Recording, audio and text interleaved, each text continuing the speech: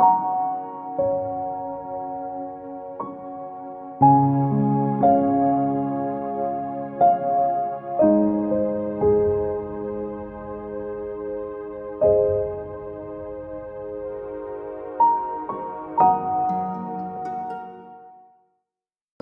is January 9th, just after 1 week after the New Year, but before the Lunar New Year, Chinese New Year. We're very happy today to have Dr. Haixia Lü Haixia 博士 to give the talk for us for our low latitude ionospheric research working group, which is number 5, the 5th talk today. And Dr. Liu, she's now an associate professor at the GNSS Research Center at the Wuhan University in China. She's the chair of the Joint Working Group number 3 of the Global Geodetic Observing System of the International Association of Geodesy. So you can tell that she has a very strong background in geodesy. Indeed, she received her bachelor degree and master degree at the Wuhan University, both on geomatics engineering. And then subsequently she went to Spain, where she studied ionospheric physics, I suppose, and she obtained her doctoral degrees in aerospace science and technology at the University Polytechnic University of Catania, if I translate into English. And she graduated with the title of excellent cum laude. I think excellent cum laude either is the same as a summa cum laude or even higher than summa cum laude in 2020. So she's a brand new PhD. And she, during her PhD studies, she worked at her university's ionospheric satellite group from 2016 until 2021, I think. And she has worked on a number of projects funded by European Space Agency and the European Commission. And she's now working on ionospheric research. And for instance, she worked on the Barcelona ionospheric mapping function, on the TEC electron density retrieval, and the GNSS radio occultation data. And she's very interested in the ionospheric weather. I suppose it's ionospheric space weather. Okay, Dr. Liu, please now your talk. Thank you so much. Okay, thank you, Professor Yap, for the introduction. I'm sorry for the long introduction. It's my fault. I didn't know it. Okay, and then thanks Monzo very much for the very sweet video. Yeah, I didn't predict. I didn't expect that.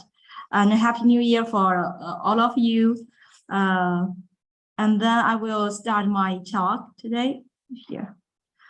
I'm going to introduce the one work I did for ionospheric mapping function.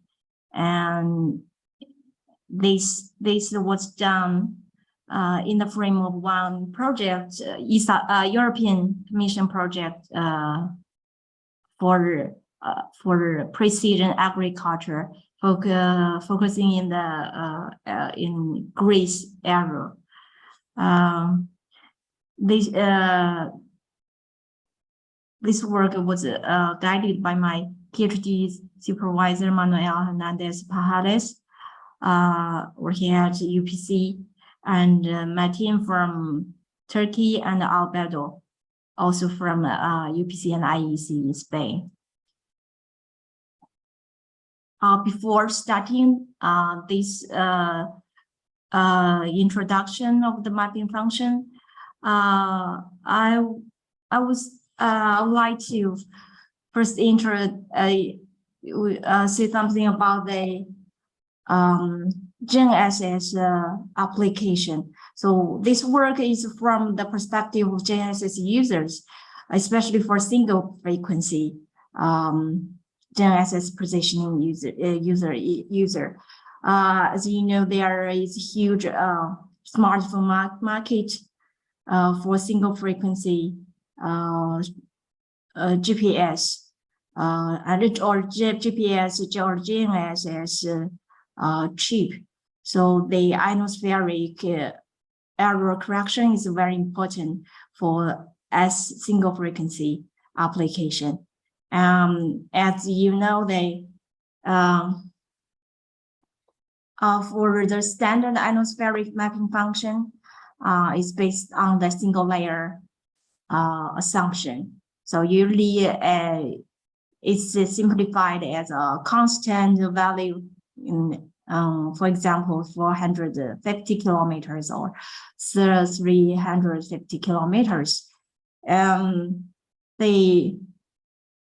The mapping function is defined as a ratio between slant TC and the vertical TC.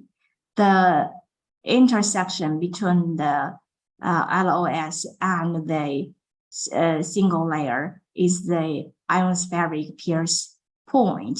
So here the mapping function is just considered as a simple geometric projection. The drawback is the error, the mapping function error will increase for low elevation. So in order to reduce this mapping function error, so we introduced proposed the Barcelona atmospheric mapping function content. So in this concept, the whole ionosphere is condensed as two homogeneous layer with the same thickness. And as you can see that the slant TC compared to the standard one, the slant TC is the sum of the bottom part and the topside part. Here we still use the standard mapping function and would only introduce one additional parameter mu2. What is the mu2 parameter? The definition is the ratio between the topside electron density or electron content, since they are the thickness of the first layer and second layer are the same. So it's the ratio between the electron density and the total ones, and is equivalent to the partial, the topside electron density to the vertical electron density. This is a mu1, and mu2 is the second layer, the fraction of the second layer electron density. And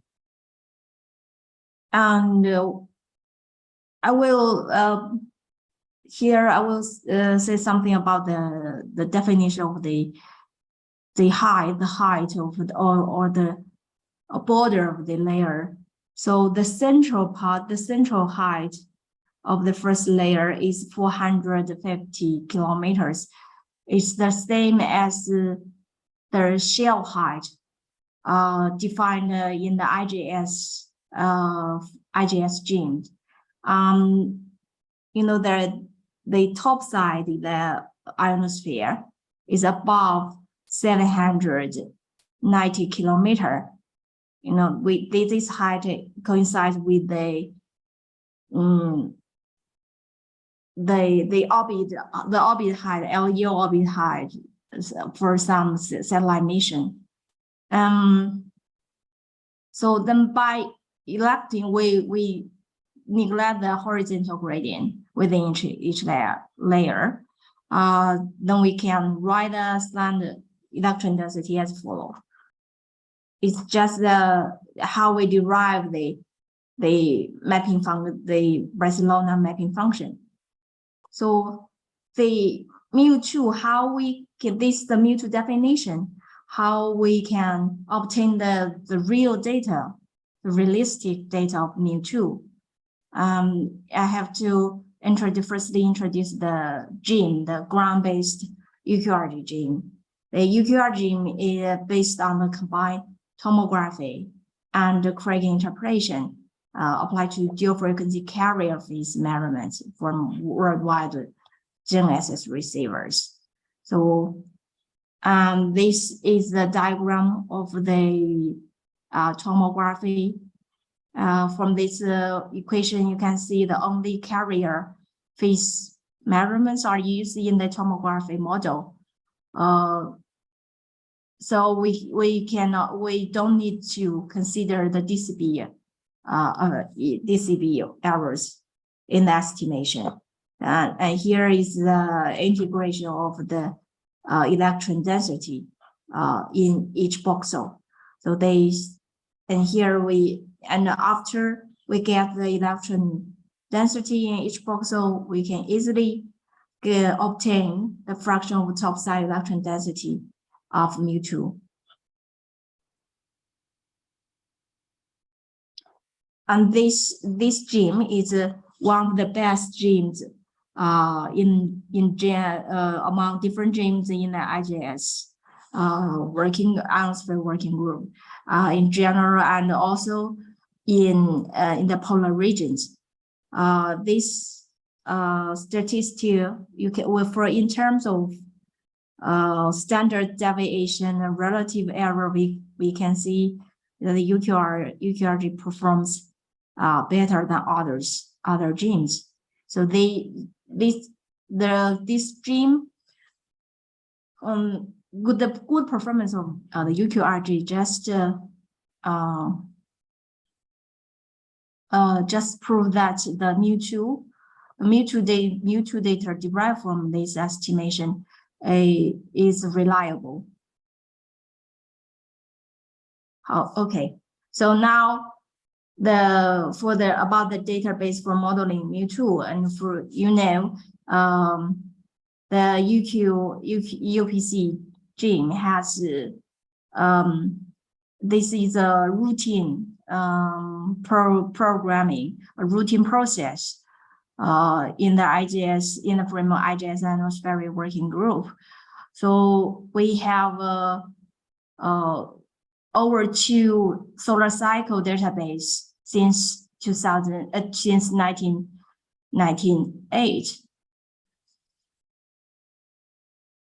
And for modeling, we just extract one solar cycle, one total solar cycle database from 1998. As you know, this project is a European project focusing on Greece region. So here we just extract data within the northern mid-latitudes.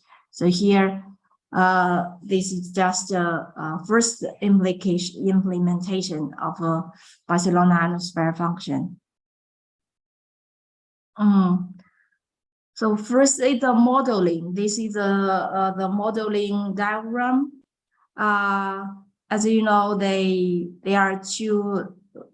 We already extracted the one solar cycle mu2 data, and then for northern mid-latitude here we define between 30 and 60 degree.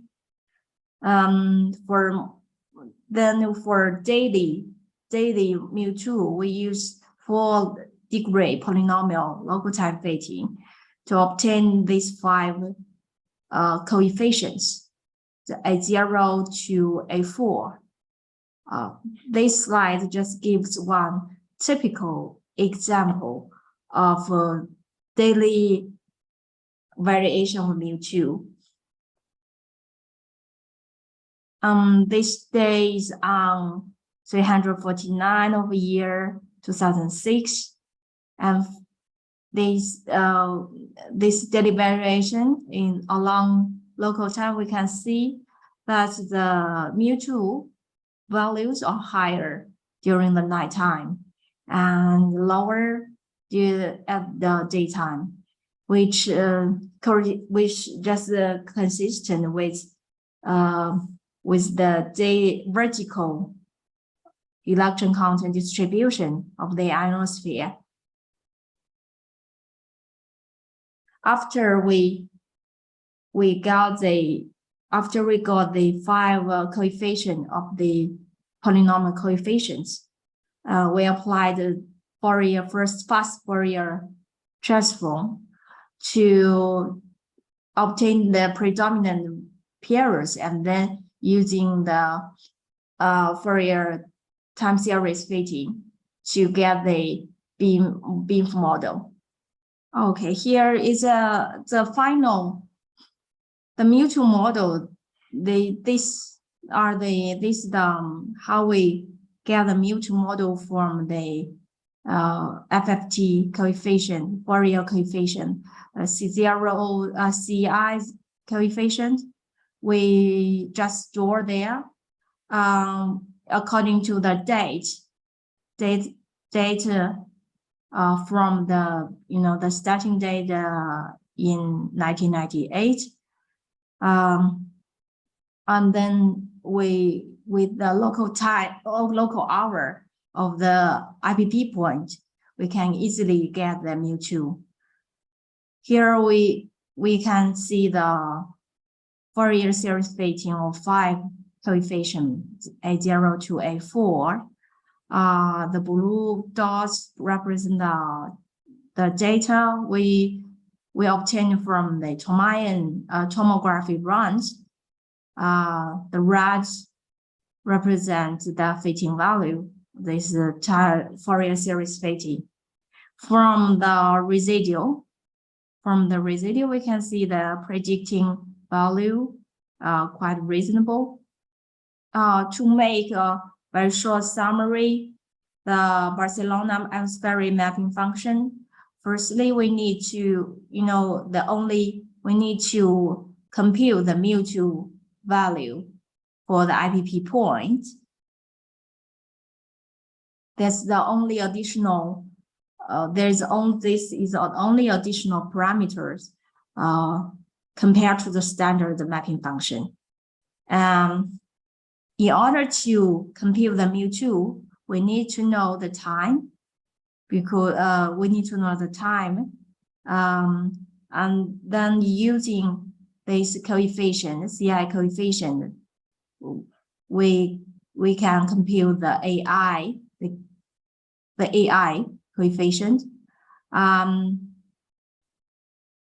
then with the local hour, we can get mu2, then apply to this formula. It's quite simple. So about the assessment, as you know, we use data from 1998 to 2009, this database, to modeling the mu2. In order to assess the performance of this model, mu2 modeling, we apply this for the year 2014. Is with high solar activity. For different, firstly for VTC model, we use different genes. For example, UQRG, UQG, GPLG, and for the assessment, we use the DSTC assessment for different stations. So the reference value, the assessment reference, we take DSTC observable. This is definition. What is DSTC? DSTC is defined as the difference between the the LI observer measurements with the lowest elevation and the highest one. I'm sorry. So in in one continuous arc. Firstly, we have to make sure they in one continuous arc. So we don't need to consider the ambiguity term.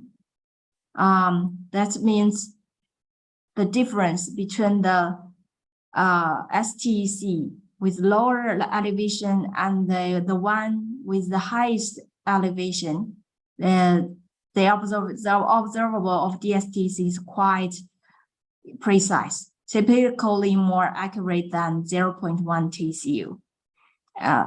This observable is also very sensitive to the changes in elevation and time, so it's very suitable for assessment of ionospheric mapping function. This is the distribution map of the IGS station. We select the IGS station not used for generation or UQR regime to ensure the external assessment of the mapping function performance. The stations in blue are not used for statistics due to very limited data in only a few available days. Firstly, we have a look at the UQRG gene assessment for station Aura ID. The first statistical for evaluation is the daily RMSE, which is defined as the DSTC derived from the model and the DSTC just derived from the measurements. This difference for the statistics. The bar figure here, we separate two groups statistics. One for full data, so that means all data of DSTC are used. And then for low elevation, so because we are interested in the performance or the improvement of a BIMF model for low elevation, as defined here, the low elevation defined as for the lower LOS, the elevation is lower than 40 degrees, and the difference between the lower one and the highest elevation is greater than 20 degrees. We can see the BIMF in orange, and the for full data and BIMF for lower elevation, the daily RMSE is smaller. So here the RMSE is reduced by using BIMF model compared to the standard mapping function with the shell height 450 kilometers. Regarding the whole year statistics, these two figures shows the daily RMSE difference between BIMF model and the standard mapping function. The left plot present the absolute difference, and the right one presents the percentage. The negative value means that the BIMF model improve the DSTC computation, and with the smaller daily RMSE. So we can see the DSTC modeling improved with BIMF is confirmed for the whole year 2014. Here we also present the DST assessment with different genes. Here UQRG COG and GPLG.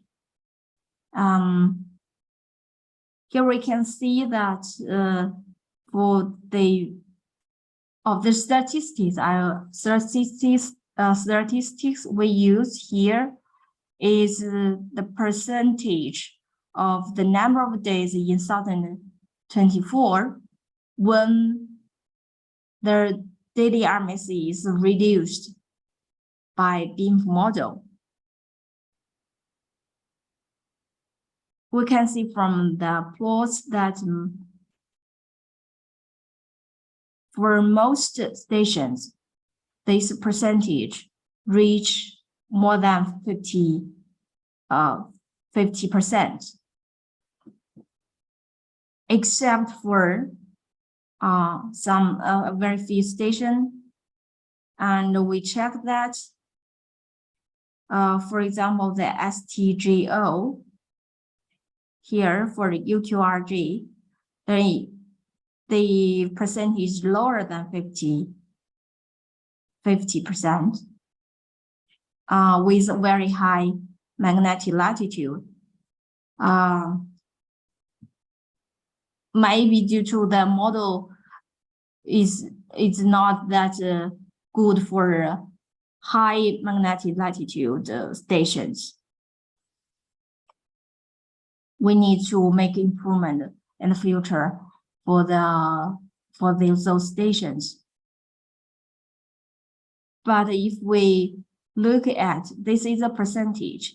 If we look at the daily RMSE, even though the RMSE BIMF UQ, or even though for UQRG, I'm sorry, here UQRG. We take ORID as an example here. From daily, we compared the daily RMSE with different gyms. We can see that for UQRG performs in blue, with BIMF perform the best. Even though sometimes for UQRG the percentage is smaller than other gyms, because UQRG already uses tomography model, so it's not that so BIMF model we cannot see much improvement of BIMF model for UQRG, but obvious improvement for other genes, especially for GPLG. You can see in green here. We also compared BIMF model with the standard mapping function with fixed height of 350 kilogram, which assumed in sparse system. We can see that the BIMF improvement is more obvious for the standard mapping function within the sparse system, the 350 kilometer. Sorry, the improvement is much better, even better than the standard mapping function with 450 kilometers used in IJS. If we have a look at the percentage of daily DSTC RMSE maximum risk reduction for all stations, we can see BIMF improvement for compared to the one standard mapping functions with the fixed height 450 kilometers used in IJS. BIMF improved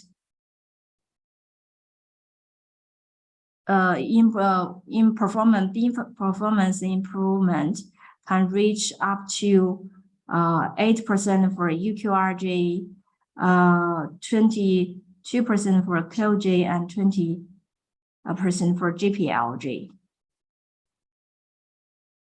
Regarding a little bit better improvement maximum for the case 350 kilometers.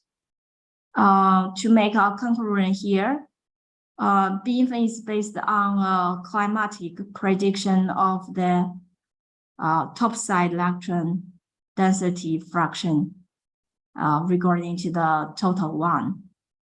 No observation are required for this model. Compared to the standard mapping function, only one additional parameter mu2 is needed, provided in terms of low degree polynomial, 4 degree polynomial function on local time with coefficients previously fitted on few significant term of Fourier series on time. In terms of its implementation, no external data are needed. It is very convenient for GNSS user for applications.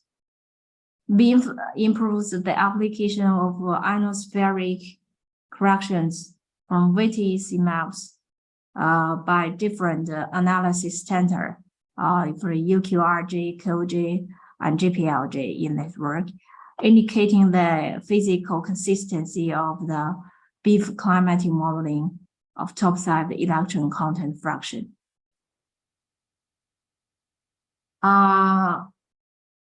Here I would like to draw your attention to the LGS 2023, the session AS52, titled Ionospheric Space Weather Monitoring and Forecasting. This session covers advancements in ionospheric modeling, model forecast, and validation, both globally and regionally. Also, the analysis of ionospheric space weather impact on the GNSS application and surveys. So it would be great to have your contribution in this session. And I also would like to draw attention to a new journal, called Satellite Navigation. It's included in EI and other journal EI, Scopus, and ESCI. It's free, and this journal have a very professional international editor groups. Thank you for your attention. Yeah, thank you very much, Dr. Liu, for your presentation. And I think we have time. We have some time for discussion and comments and suggestions for those who are interested in knowing more or has questions about Dr. Liu's presentation. And she just described a new journal launched 2 years ago. And yeah. And then maybe you have question to the audience. You could also ask the question. So who can help you also. I have a question from the chat. It's to me here, is this model appropriate for low latitude errors, like latitude between 0 to 10 and 10 degree? Also, is this model able to predict the geomagnetic storms? Interesting questions. And I firstly, for low, this in this work I only introduced for BIMF model for northern mid latitudes. I would say that for low latitude is very challenging. Before we thought about to make a model about making a model for for global ionospheric mapping function. It's quite challenging. We have tried a lot, but we did not get very good results. So for low latitude, we have tried, because for northern mid latitude, we ignore the horizontal gradients. But for low latitude, we have to consider how to mitigate the gradient, how we can model better for the horizontal variation of mu2. It's a challenging work. So in short, this model is not prepared for low latitude era now.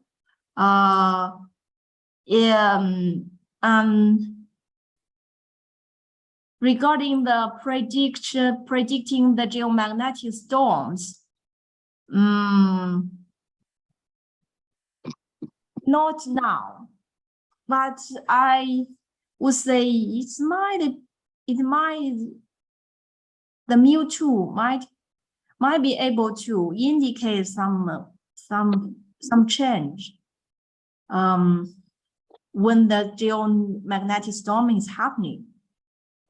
It might be possible, in my opinion. Yeah. So I don't know.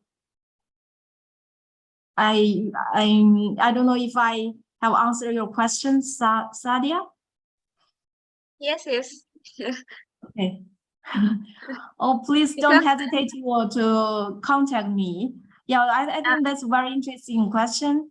Not ready for now, but maybe in the future, we can work on that. Okay, because I'm working with the low latitude areas in Malaysia. We face so many impossibilities, like how is the TAC graph like that, and when geomagnetic storm happens in Malaysia, why this curve is look like this. We didn't find any answer yet. That's why we are struggling to establish a ionospheric disturbance index model. That's why. Yeah, Sadia, I think.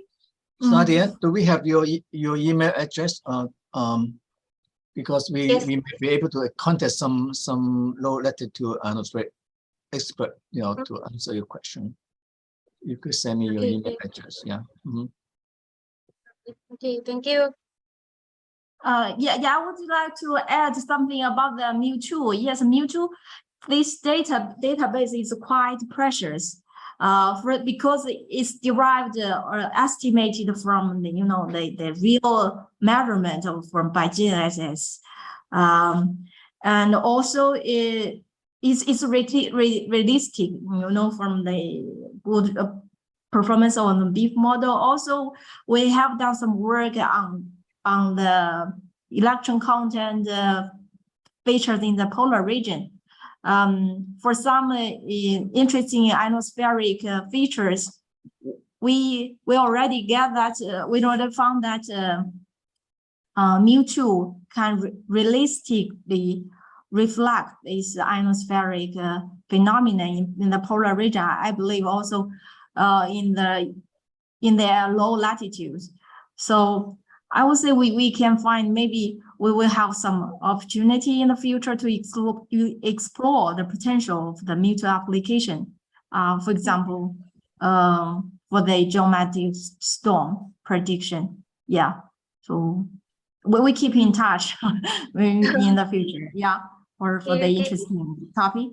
And the second question asked by, I don't know how to pronounce it, Crime. I'm sorry if I pronounce so wrong. Yeah. May I know if the height of the second layer is fixed or varies based on the user location? In short, the height of the layer is fixed.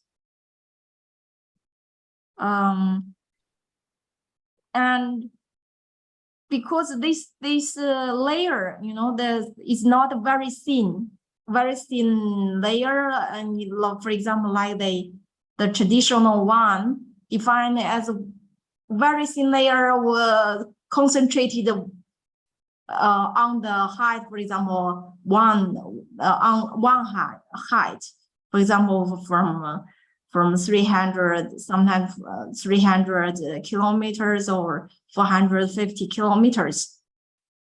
In this assumption of the tomography, we allow the thickness of the ionosphere, you know. So how to say? So sometimes we can equivalent to mu2 with varying height, varying ionospheric height. In other words, when mu2 value is higher in the case during the night, that means the electron content is distributed in higher height. That means varying in height. You know,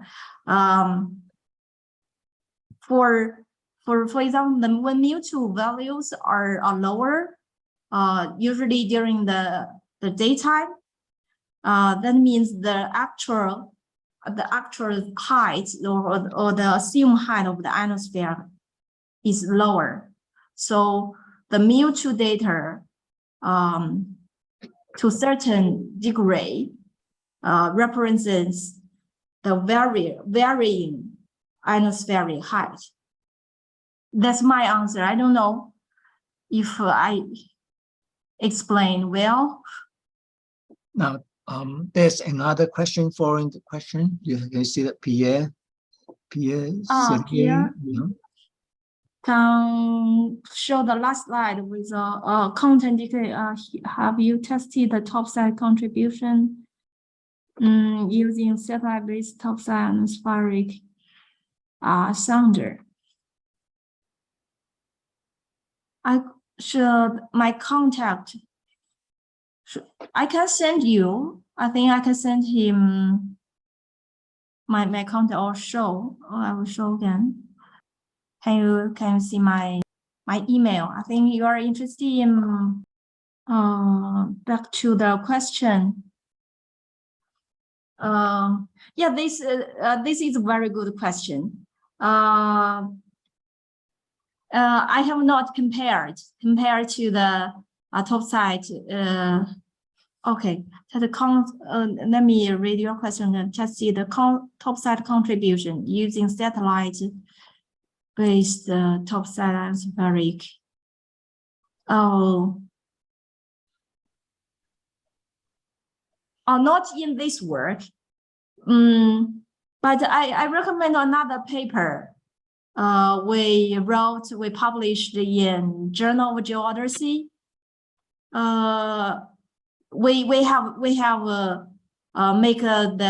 made the experiment to see the impact by adding the LEO observation and other observation to the tomographic model. So I could send you this paper to you. Please send the email to me. I could send this paper. Just answer your question.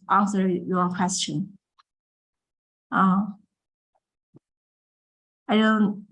So I will move to the next one. Ask you about the DSTC being accurate at 0.1 TCU. Now to determine STC for large scale TIDs, we consider DST stand 0.2 TC. Does your STC filter with this axis? Firstly, I think we are talking about different TC, different DSTC. So our definition of DSTC might be different. In my understanding, the DSTC you mentioned for large-scale TID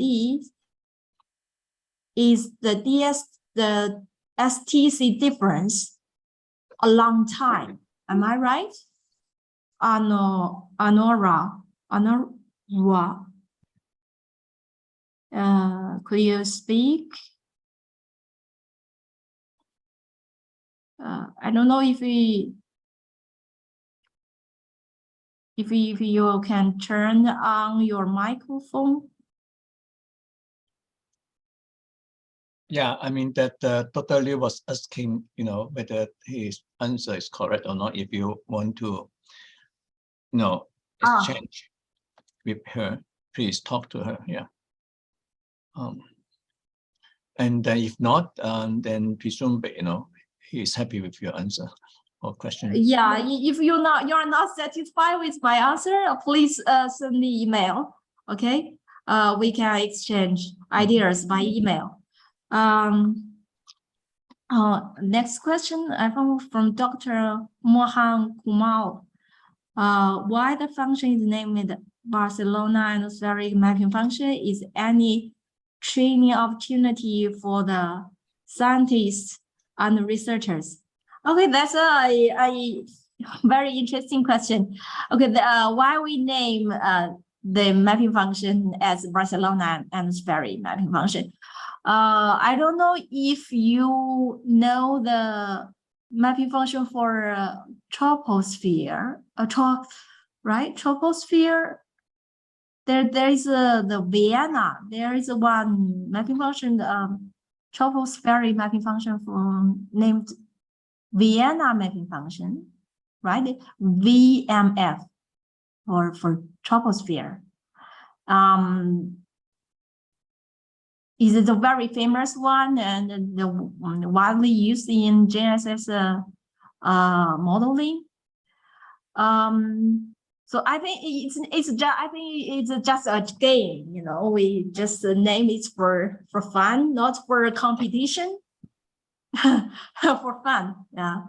Follow the tradition of the Vienna mapping function, but we just name it as a Barcelona ionospheric mapping function. Is there any training opportunity? Training? I don't know. I don't know. I don't know. I don't understand what training would you like to attend for this mapping function? I would like to suggest you firstly read this paper. We have a paper on the GPS solution, this journal. If you are interested in training, maybe for ionospheric study, sorry, I cannot give a very good solution to your question, but very welcome. If you have any question, please just send email to me.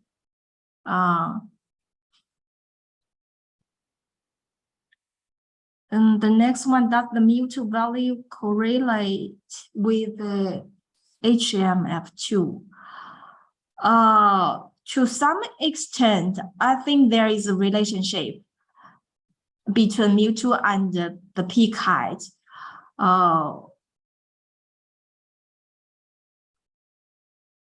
Yeah, as I said that the assumed shell height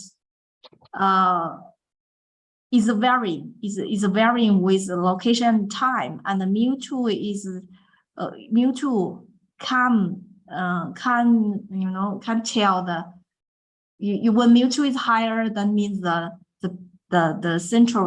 assumed shell height is higher for the ionosphere. So I would say to some extent they are related. but it would not be a constant relationship.